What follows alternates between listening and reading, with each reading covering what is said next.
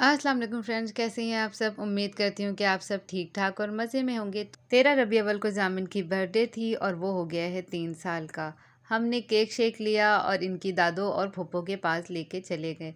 बच्चों की इस तरह की छोटी छोटी खुशियाँ सब मिल बांट कर लें तो बहुत अच्छा लगता है। हम घर में अकेले होते हैं, मेरी सास मेरे पास होती है लेकिन अभी वो अपनी बेटी के पास गई हुई हैं, तो हमने कहा चलो वहीं जाके हम लोग सेलिब्रेशन कर लेते हैं। दोनों बहुत ज़्यादा खुश हो रहे थे, बोले थे हम दोनों मिलकर केक काटेंगे। यहाँ जामिन को सब हैप्पी बर्थडे टू यू बोल रहे थे तो बहुत खुश हो रहा था। घर में भी मैं काफ़ी वक्त से लगी हुई थी, मैं जैसे ही इसको बोलूँ हैप्पी बर्थडे तो ये डांस करना शुरू हो जाता था। अब ये सबके मुँह से सुन रहा है तो सबकी शक्ल देख रहा है कि सब मुझे विश कर रहे हैं। बच्चों के लिए बलून थोड़े बहुत मैं ले गई थी। गिफ्ट वगैरह से तो कुछ इतना नहीं होता, लेकिन ये है कि बच्चों को जब आप थोड़े बहुत सेलिब्रेट मिलकर कर लें तो बड़े भी खुश हो जाते हैं और बच्चे भी खुश हो जाते हैं। यहाँ इनकी दादू बहुत ज़्यादा खुश हो गई थी और मेरे बच्चे भी खुश हो रहे थे। अच्छा, ये अब सब बच्चों ने ना लाइन लगानी है इनके आगे के हमें केक खिलाओ। जब बच्चों से सब्र नहीं ना होता। अच्छा, मीरब के काम देखना की ज़रा से थोड़ा सा केक जामिन को खिलाया और ज़्यादा अपने मुँह में डाल लिया।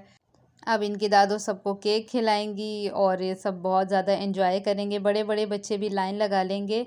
कुछ की नानी हैं और कुछ की दादी हैं, सब यहाँ पे लाइन लगा लेंगे कि जी हमें भी केक खिलाएं। ये देखें, ये सारे बच्चे एंजॉय कर रहे थे और छोटे बच्चों की भी लाइन लगा रहे थे कि आओ आके हम लोग इस तरह से केक काटते हैं। अब मैं जामिन और मीरब दोनों को केक खिलाऊंगी। इसके बाद केक का हो जाएगा बंटवारा, उसकी कटिंग वगैरह करके सब बच्चों को हम लोग खिला देंगे। इनके पापा लड़कों के साथ मैच खेलने लग गए थे। ये सारे मिल के जो है वो एक साथ एंजॉय कर रहे थे। ये यहाँ पे खेल रहे हैं और बच्चे हलीम और नान ऐसे खा रहे थे जैसे घर से कुछ खा के ही ना गए हों। घर में मेरे हाथ से खा रहे होते हैं और वहाँ पे लग गए। बस बच्चे हमेशा ही इस तरह से करते हैं कि माँ बाप शर्मिंदा हो जाते हैं। खैर, गिफ्ट तो हमने जामिन के लिए लिया नहीं था। पापा इनको घर पे छोड़ के थोड़ी देर के लिए बाहर गए और आते हुए जामिन के लिए सरप्राइज़ लेकर आए थे। जामिन इतना ज़्यादा खुश हुआ कि इनके गले लग के इनको थैंक यू बोला और दानिश भी बहुत ज़्यादा खुश हो रहे थे। मीरब चीज़ों में लगी हुई थी। मैं मीरब को बोल भी रही थी, मीरब पहले पापा को थैंक यू तो बोलो। वो देख रही थी कि पापा चीज़ क्या लेकर आएँ, क्योंकि हमेशा जब भी जाते हैं तो ये लोग साथ जाते हैं और लेकर आते हैं। अभी पापा इन लोगों को घर पे बिठा कर और ये सारी चीज़ें इन लोगों की छोटी-छोटी सी लेकर आ गए थे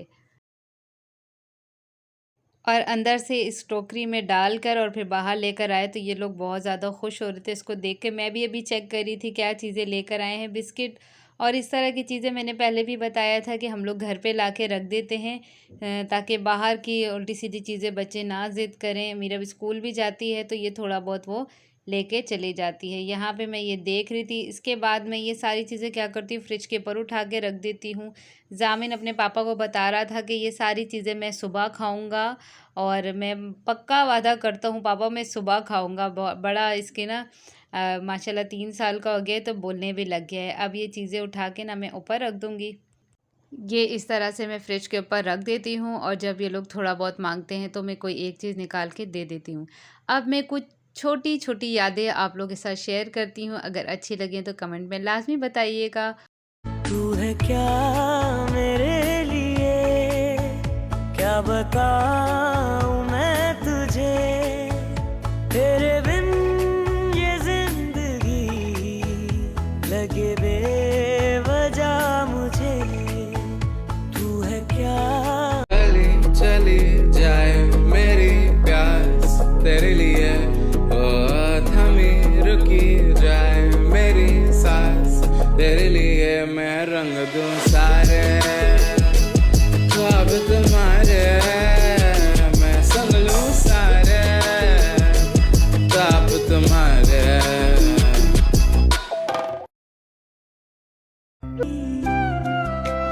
दिस इज फॉर यू।